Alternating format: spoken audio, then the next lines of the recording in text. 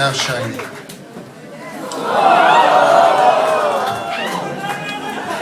So,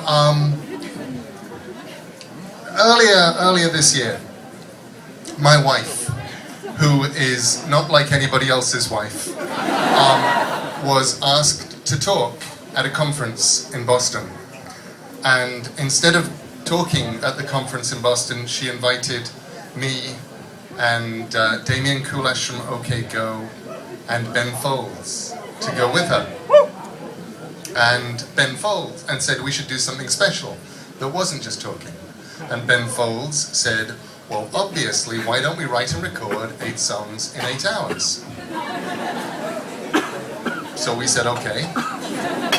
Especially me, because I knew that there was no chance that I'd have to do anything except write lyrics. We failed.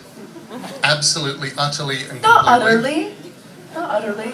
We failed. We succeeded a little bit. We wrote and recorded 6 songs in 12 hours. Not so bad. And thank you, person who shouted they were good songs. I like you. And at 2 o'clock in the morning, I went to Twitter, and we'd started out by asking for songs for just people on Twitter to name a famous historical person, and the first song that we wrote of the evening was Nikola Tesla. But we went back to that list for the last song of the evening, which is about Joan of Arc. Joining us for the first time as a trio, Jason Webley. We have an amazing tradition now of doing this unrehearsed. And Only way. It's the only way. And once again, we've never done this with Jason before, right this minute, like this.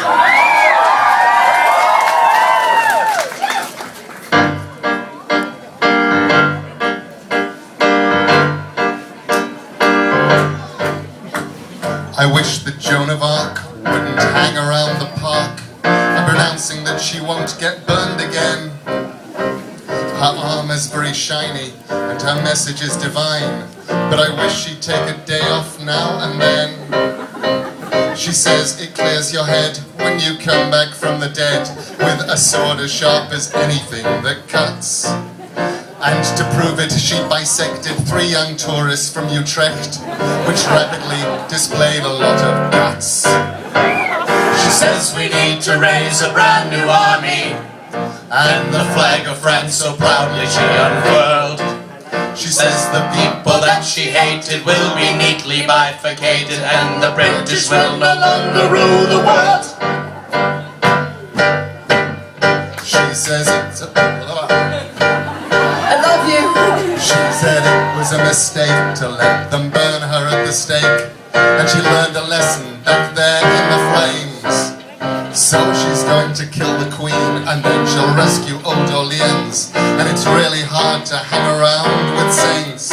I think I ought to tell her that her mission ended in failure, and they don't go back to France except on holes. But I saw her vivisect a man who wanted to correct her, and the playground soon resembled Queen. She says we need to raise a brand new army, and she marched us round until we couldn't stand. She says the nation she abhors will soon be writhing on the floors, and the British will no longer rule the land.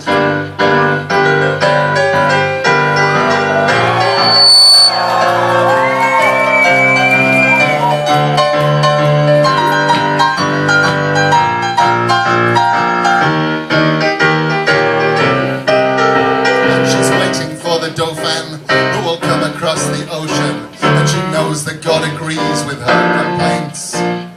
So I'm hoping she'll ignore my English accent in her war, 'cause It's really hard to hang around with saints. She says we need to raise a brand new army, and the flag of France so proudly she unfurled. She says the people that she hated will be neatly bifurcated, and the British will no longer rule. The British will no longer rule. The British will no longer rule the world.